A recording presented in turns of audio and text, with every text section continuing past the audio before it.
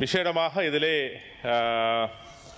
சங்கீத் சென் அவர்களின் விடுதலை சம்பந்தமாக இன்று அவருக்கான அந்த பிணை இலங்கை தமிழரசு கட்சியின் சிரேஷ்ட சட்டத்தரணி சயந்தன் அவர்களினாலே மேற்கொள்ளப்பட்ட அந்த விடயத்தின் அடிப்படையில் நீதிமன்றத்தின் வழக்கு சம்பந்தமான கைது சம்பந்தமான விடயத்தை கையாண்டதன் நிமித்தம் இன்று சங்கீத்சன் அவர்களுக்கு பிணை வழங்கப்பட்டிருக்கின்றது.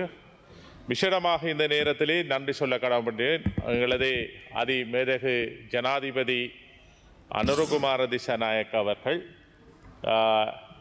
இந்த விடுதலைக்கான முழு ஒத்துழைப்பையும் வழங்கியதற்கு எனது நன்றியையும் வாழ்த்துக்களையும் தெரிவித்துக் கொள்கின்றேன். அதேபோல் இதற்காக வடகிழக்கிலே உழைத்த ஒவ்வொருவருக்கும் எனது நன்றியை தெரிவித்துக் கொள்வதோடு தலைமை தாங்கும் உறுப்பினர் அவர்களே, இன்றைய இந்த மத்திய வங்கி சம்பந்தமான விடயங்களிலே உரையாற்றுவதை கிடைத்து நன்றியை தெரிவித்துக் கொள்கின்றேன். விசேடமாக இதிலே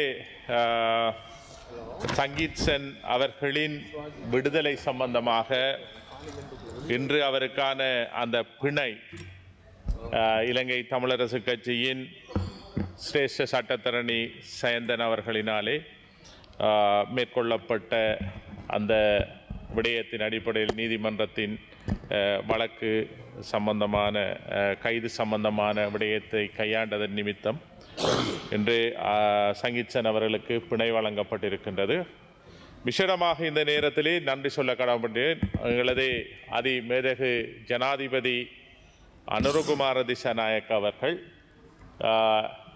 இந்த விடுதலைக்கான முழு ஒத்துழைப்பையும் வழங்கியதற்கு எனது நன்றியையும் வாழ்த்துக்களையும் தெரிவித்துக் கொள்கின்றேன். அதேபோல் இதற்காக வடகிழக்கிலே உழைத்த ஒவ்வொருவருக்கும் எனது நன்றியை தெரிவித்துக் கொள்வதோடு விசேடமாக சங்கீத்சன் அவர்களுக்கு சார்பாக அவரின் கைது சம்பந்தமாக ஒன்று சேர்ந்து பல போராட்டங்களை நடத்திய இலங்கை தமிழரசு கட்சியின் உறுப்பினர் ஸ்ரீதரன், அதேபோல் எங்களது சட்டத்தரணிகள், இங்கே பாராளுமன்றத்திலே கதைத்த எங்களது தமிழரசு கட்சி உறுப்பினர்கள், ஏனைய உறுப்பினர்கள் அனைவருக்கும் எனது நன்றியை தெரிவித்துக் கொள்கின்றேன்.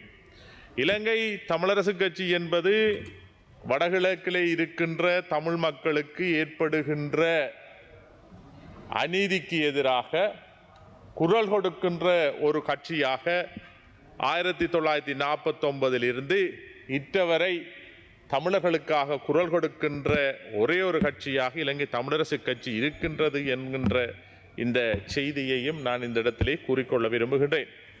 விசேடமாக இந்த பிரேரணையின் மூலம் இன்றைய மத்திய வங்கி பிரேரணையிலே கொண்டு வரப்பட்ட இந்த பிரேரணை சம்பந்தமாக, ஏனென்றால் இந்த நாட்டிலே நாங்கள் இதற்கு முன்னும் இந்த விடயங்களை கதைத்திருக்கின்றேன். மத்திய வங்கி என்பது இந்த நாட்டில் மிகவும் முக்கியமான ஒரு இடத்தை பிடித்திருக்கின்ற, இந்த நாட்டின் நிதி நிலையை, நிதியை தீர்மானிக்கின்ற, பொருளாதாரத்தை வலுப்படுத்துகின்ற, தொழில் வாய்ப்பை வழங்குகின்ற, முதலீட்டை ஊக்குவிக்கின்ற, இந்த நாட்டின் வளர்ச்சி பாதை ஏற்படுத்துகின்ற.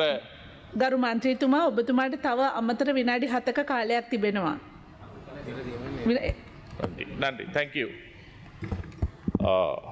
அந்த வகையிலே இதிலே கூடுதலான விடயங்களை மத்திய வங்கி தான் கையாளுகின்றது. ஆகவே ஒரு நாட்டின் உயர்ச்சிக்கும் வளர்ச்சிக்கும் அதேபோல் நாடு தாழ்ந்து போவதற்கும் காரணமாக இருப்பது மத்திய வங்கி தான். அதில் இருக்கின்ற அதிகாரிகள், அமைச்சர்கள் தான் அந்த விடயங்களை சரியாக கையாள வேண்டும். இந்த வகையிலே இந்த நாட்டிலே இன்று பல விடயங்கள், நாடு மிகவும் ஒரு இக்கட்டான சூழ்நிலையில் இருக்கின்றது.